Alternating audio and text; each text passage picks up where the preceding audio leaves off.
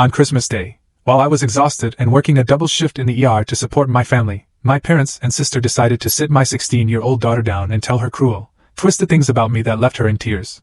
When I finally came home from saving lives, I was blindsided by the damage they had done behind my back on a day meant for love and family. It still makes my blood run cold, thinking about it. My own family, the people who were supposed to love her most, told my daughter there was no room for her at their Christmas table.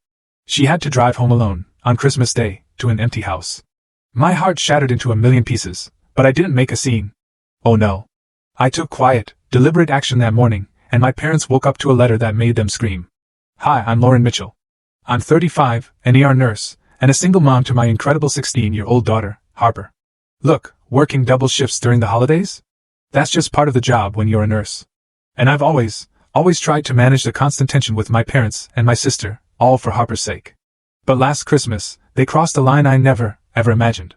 Before I dive into this, let me know where you're watching from in the comments, and if you believe in standing up for your family and setting real boundaries, hit that subscribe button.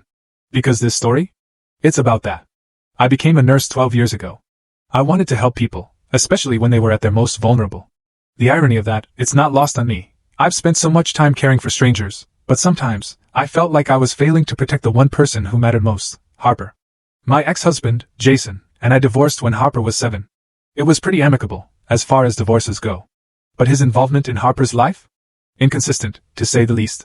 He moved to Seattle 3 years ago for work, and his visits just vanished. Phone calls on birthdays, and occasional text, child support payments that mostly arrived on time, that's the sum total of his parenting. Harper stopped expecting more years ago, which just breaks my heart, but it also makes me fiercely proud of her resilience. My parents, Richard and Eleanor Mitchell, they live in this beautiful colonial home, about 30 minutes from our apartment. My dad retired 5 years ago from his accounting firm, and my mom?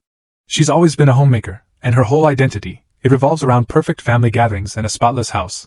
Then there's that full story video added in below.